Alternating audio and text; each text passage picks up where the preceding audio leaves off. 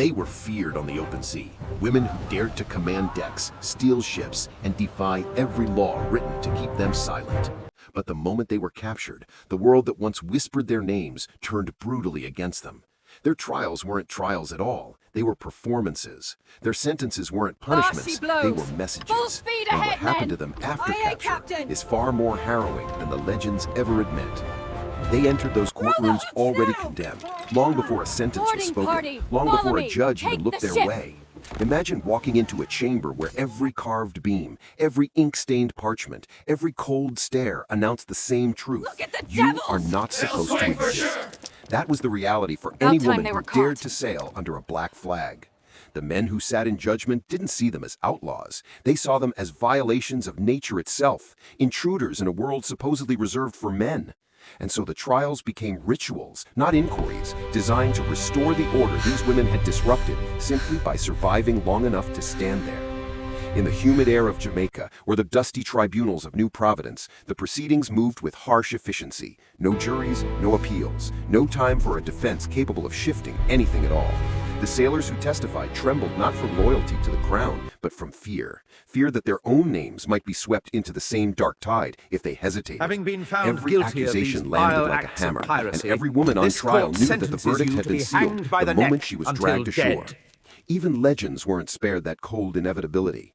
Anne Bonny and Mary Read stood together in 1720, two women who had done the unthinkable, fought, commanded, and survived alongside hardened corsairs. Yet inside the courtroom, none of that mattered. Their accomplishments became evidence against them. Their courage became guilt.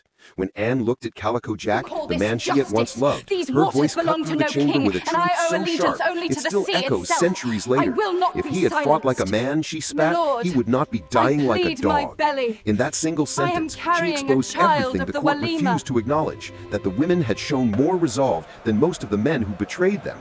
But resolve was not enough to sway a system designed to grind them down.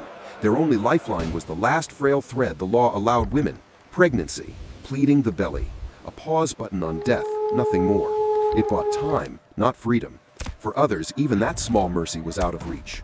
Most stood silent, not from lack of strength, but because speaking changed Highest nothing. bidder takes her. The judges She's had strong. already written the ending before the See first them word of loaded the onto trial the was wagon. spoken. Keep the line And outside moving. those Less courtrooms, the talking, world more waited haste. hungrily Age for 20, spectacle. healthy, At noted. execution dock, the Thames carried Move her to the whispers Sao of Paulo countless manifest. last breaths.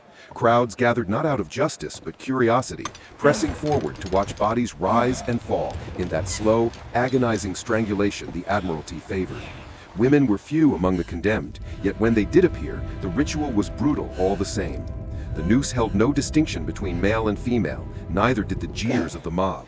One woman, Mary Critchett, learned this lesson without delay. No heroic ballads, no whispered legends. She was captured, declared guilty, and marched to her death with a swiftness that erased her from public memory, even as it fed the empire's appetite for order. Her body did not swing for crowds large enough to remember her name, but her fate revealed a truth the authorities rarely admitted. A woman who crossed the boundary into piracy was not merely a criminal, she was an insult to the world they were determined to protect. And before the rope ever tightened, some women faced punishments that blurred pain with humiliation. Flogging was not just torment, it was theater. The crack of the cat-o'-nine-tails resounded through ports and marketplaces, each lash reminding the spectators of where power lived and who it intended to break. For women, the cruelty carried a darker intention.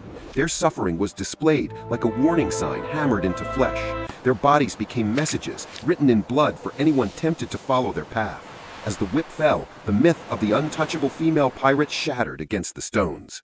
These women had survived storms, battles, and mutinies, but in the hands of the authorities, their fate was shaped by a different kind of violence, one calculated to extinguish not only their lives, but their stories.